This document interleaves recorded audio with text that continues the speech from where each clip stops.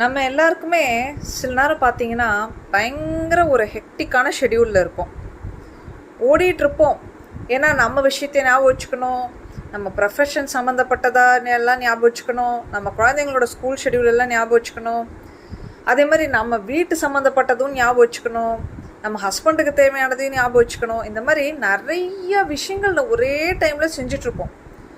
அப்போ மைண்டில் ஒரு பதஷ்டம் வர ஆரம்பிச்சிடும். இத்தனை ஞாபகம் வச்சு இத்தனை வேலை செய்யணுமா? நம்ம என்ன ஓட்டத்தோட ஸ்பீடுக்கு நம்மளால் வேலை செய்ய முடியாது.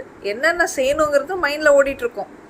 ஸோ அந்த ஸ்பீடுக்கு நம்மளால் வேலை செஞ்சே முடிக்க முடியாது, சிலர் ஆரம்பிக்கவே முடியாது. அந்த மாதிரி ஒரு பதஷ்ட நிலையில் இருக்கும். அது ஆங்ஸைட்டின்னு சொல்லுவாங்க, இல்லை ஓவர்வெல்ம்னு கூட சொல்லுவாங்க. ஸோ அப்படி நீங்கள் இருக்கீங்கன்னா இந்த ஒரு டிப்பை ஃபாலோ பண்ணி பாருங்கள்.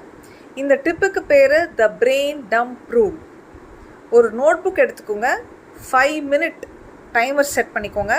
உங்கள் மைண்டில் என்னென்ன இருக்கோ, வாட் எவர் என்னென்ன ஓடிட்டுருக்கோ உங்கள் மைண்டில் எண்ணங்கள், யாரையா ஒருத்தர் திட்டிகிட்டு இருக்கலாம், இல்லை என்னென்ன பண்ணணும்னு ஒரு லிஸ்ட் இருக்கலாம், அதை எழுதி வச்சுக்கோங்க ஃபஸ்ட்டு. இல்லை நீங்கள் ஒரு வேலை சொல்லியிருப்பீங்க ஒருத்தர்கிட்ட, அவங்க பண்ணாமல் போயிட்டுருக்கலாம். ஸோ அந்த வேலையை சேர்த்து நீங்கள் பண்ண வேண்டி வரும்.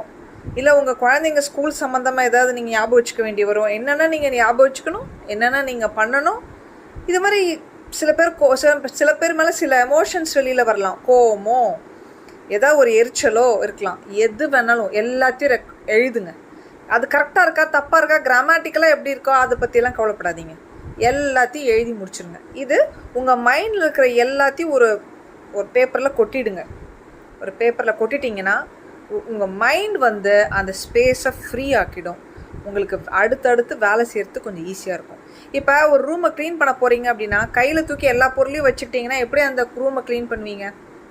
என்ன பண்ண முடியும்? ஒன்றுமே பண்ண முடியும். கையில் பொருளை வச்சுட்டு அப்படியே நிற்க வேண்டியதுதான். ஃபஸ்ட்டு அந்த கையில் இருக்கிற பொருள் எல்லாத்தையும் கீழே இறக்கி வச்சு, கீழே போட்டு என்னென்ன பொருள் இருக்குன்னு பார்த்து அதை என்னென்ன தேவையோ தேவையில்லாததோ அப்படி தானே நம்ம க்ளீன் பண்ண முடியும்.